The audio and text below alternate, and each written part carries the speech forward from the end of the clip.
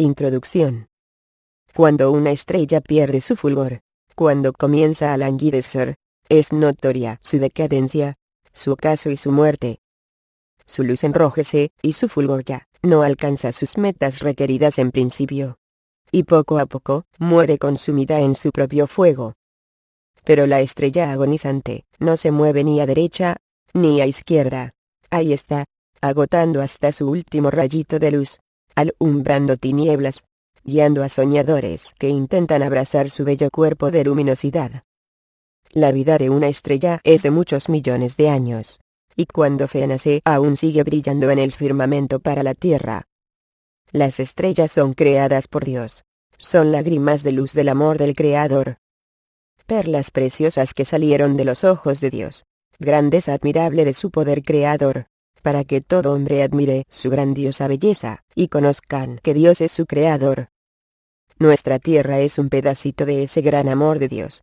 Nuestros mares son esa lágrima de vida que Dios derramó, y que con su aliento separó las aguas, y apareció lo seco, para que pudiéramos vivir en la tierra. Y de su lágrima de amor, apareció la vida. Y la vida es que conozcamos a nuestro verdadero Dios y Creador de todas las cosas, de lo visible y de lo invisible. Solo cuando una estrella muere, se apaga, es posible la vida en ella. Solo cuando una estrella muere, se transforma en vida para los demás. Y la estrella resplandeciente de la mañana, el Verbo de Dios, vino a este mundo en forma de carne y murió por todos nosotros, y en su muerte y resurrección nos ha dado vida, y en sus llagas fuimos sanados, y en su sangre fuimos limpiados de nuestros pecados recibiendo vida eterna. Así son todos sus siervos, semejantes a su Señor. Lumbreras de luz que disipan tinieblas, en el nombre de Jesús, que es faro de nuestras mentes, estrella resplandeciente de la mañana en nuestras vidas. Sus siervos, por el poder de Jesús, son faros que alumbran tinieblas, que despejan mentes oscuras de los ciegos griegos, que en su soberbia creen ser ellos la luz, y no son más que tinieblas parásitas fuera de la luz de Cristo. Porque uno es la luz, y no son dos ni tres, sino Jesucristo el Señor, la luz del mundo. De él toman la luz sus siervos, y gracia sobre gracia. Sus discípulos son los satélites del gran sol su Señor, cual es Jesucristo su Maestro. Como estrellas brillan sus siervos en la tierra, porque sus mentes han sido purificadas por la palabra de Dios, y están abiertas para recibir la revelación de Jesucristo la luz. Y sus siervos nunca rechazan las enseñanzas de su Maestro, ni la revelación del Cristo de la gloria, porque son ovejas de su redil, y conocen la voz del buen pastor, y él conoce a sus ovejas, y cuando él las llama, ellas acuden. El Señor Jesucristo se transfiguró delante de sus discípulos en el monte alto, y ellos vieron su gloria, gloria del unigénito Hijo de Dios. Y su luz los iluminó, y quedaron prendados de su maravillosa luz. Hoy Jesucristo sigue transfigurándose delante de sus siervos y discípulos, y ellos quedan iluminados en su transfiguración, y sus rostros brillan por la luz de su Señor. Y aunque las tinieblas parásitas de este mundo tratan de borrar la luz que reciben, nunca lo logran. Porque las tinieblas no tienen poder sobre la luz. Y cuando sus siervos se sienten morir por las tinieblas, suben de nuevo al monte alto, y Jesucristo, su Señor, vuelve a transfigurarles delante de sus siervos. Y el Espíritu de consolación les anima a caminar de nuevo, y a Jesucristo solo siguen. Y no siguen a dos o a tres, sino a uno solo. A Jesucristo la luz del mundo. Y cuando se cargan de la luz regeneradora de su Señor, ellos descienden del monte alto para entregar la luz de su Señor al mundo en el cual habita las tinieblas. Y las tinieblas desprecian la luz, pero cuando esto ocurre, el Espíritu de Dios se mueve sobre la faz de las aguas, porque los hombres están en desorden y vacías. Y el desorden es puesto en orden por el Espíritu de Dios, y el vacío es llenado de su gloria. Y la palabra de Dios anuncia: sea la luz, y la luz separa tinieblas. Y en los hombres hay sabiduría de Dios, y sus vidas son llenadas de la gloria de Dios. Y las tinieblas doblan sus rodillas ante la luz, porque las tinieblas no tienen poder sobre la luz. Y el velo de oscuridad es quitado del hombre, los ciegos ven, y los ignorantes reciben sabiduría de Dios, si no rechazan la luz. Las tinieblas retroceden, las mentes oscuras se abren ante la luz, y la poderosa proclamación de la palabra del Evangelio es anunciada por todos los rincones del mundo. Los débiles se convierten en fuertes, los insensatos se convierten en sensatos, los ignorantes se convierten en sabios. Y por el poder de la palabra del Evangelio, son sanados. Sus ojos ven la luz, y se hacen portadores de la luz, y anuncian las buenas nuevas del reino de los cielos al mundo. Y la muerte se convierte en vida. Solo los necios desprecian la luz, solo la ignorancia desprecia la sabiduría, solo los insensatos desprecian la enseñanza. Dios es espíritu y luz. Jesucristo es la luz del mundo, el Señor de la sabiduría, el Maestro de la inteligencia es el Señor. Y sus siervos reciben la luz, ellos son la luz del mundo. Sus discípulos reciben la sabiduría, ellos son la sal del mundo. Sus amigos reciben la inteligencia, porque los amigos de Jesucristo saben de su Señor. Ellos reciben la luz de la revelación, y saben por el Espíritu Santo los planes de su Señor Cristo Jesús. Mas las tinieblas, no. Las tinieblas rechazan la luz, y en tinieblas no se puede ver los misterios de los reinos de los cielos. La Biblia. El libro del Alfa y la Omega. Antes de escribir sobre las Escrituras, y desarrollar unos estudios bíblicos, debemos ser inspirados por la dirección del Espíritu Santo. Solo de esta manera seremos eficaces y instrumentos del poder de Dios. Antes de entrar en el estudio bíblico, que a continuación expondré, me es necesario expresar mi experiencia de no creyente. Es decir, mi vida de ateísmo, y de cómo fui convertido al Señor Jesucristo. Sé, y no ignoro, que no me estaría fácil convencer a las personas que han conocido mi ateísmo, y les comprenderé, si así es, y no me aceptan. Comprendo que no se fíen de una persona que durante tantos años ha combatido las religiones y su fanatismo, y ha sido oposición de la hipocresía autoritaria de los líderes religiosos que mata la tolerancia. He sido así, y lo soy. Pero antes los combatía con el ateísmo.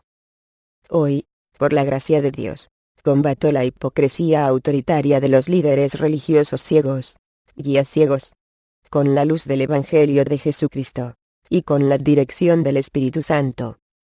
Siempre he defendido a los humillados, y a los débiles, sin permiso de los dioses, sin necesidad de sus poderes. Y lo he defendida como hombre racional, sin Dios. Pero Dios, que lo sabe todo, que pesa los corazones, siempre me ha bendecido por luchar contra la hipocresía y la injusticia. Hoy, el mismo Dios de la gloria, el omnipotente y Dios de la misericordia, me ha alistado en su ejército como guerrero de Cristo, y el que me ve, sabe que voy a luchar la buena batalla. No voy a censurar la incredulidad que los demás tengan de mi persona, de mi convertimiento a Cristo, ya que esa opinión de los demás puede ser mi aguijón, pero yo sé en quién he creído, y por él lo soporto todo. Aun no siendo alentador para mí, al apóstol Pablo le ocurrió algo parecido. A él, en principio, tampoco le creyeron. Sin embargo, todos sabemos, y no ignoramos, que Pablo se convirtió en uno de los más grandes apóstoles de Jesucristo. No creáis que me estoy comparando a él. De ninguna manera es mi intención hacerlo, ya que Pablo fue Pablo, irrepetible. Y yo soy yo, irrepetible también a pesar de todos mis defectos. De ningún modo intento justificar mi vida y mis defectos del pasado. Lo que trato de decir, con esta introducción, es que Dios todavía está actuando sobre nosotros, y todos los creyentes lo deben creer. Creer en la misericordia que Dios tiene con todos sus hijos, creer que el Cristo de la gloria puede hacer hablar a las piedras, y que puede derramar su Santo Espíritu sobre aquel que Él quiere, porque suyo es el poder, la gloria y la honra. Del que es, y que era, y que ha de venir, el Todopoderoso.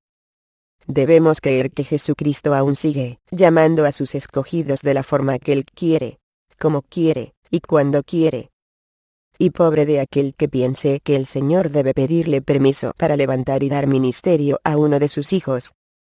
Pues, aunque no ignoro que un ministerio de Dios puede y debe levantar obreros para sus mieses, porque el mismo Jesucristo da autoridad a sus siervos para hacerlo.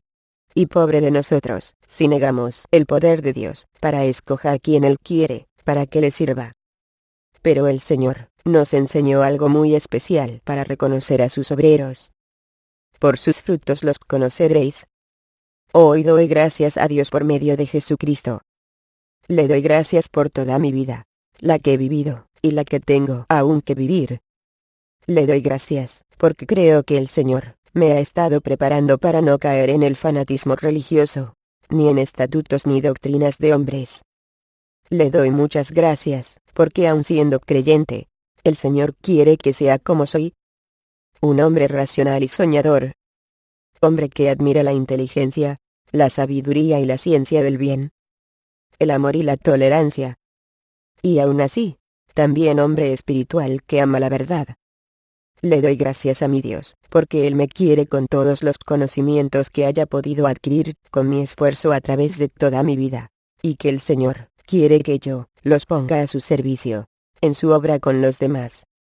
El Señor llamó a sus siervos, y a cada cual le dio según su capacidad. Le doy gracias por mi nacimiento, porque aun no siendo era en él. Gracias por mi niñez, por mi juventud, y dar mi madurez. Pues creo sinceramente, que Dios nos moldea como alfarero, como el alfarero moldea las vasijas de barro dándole formas bellas y armoniosas.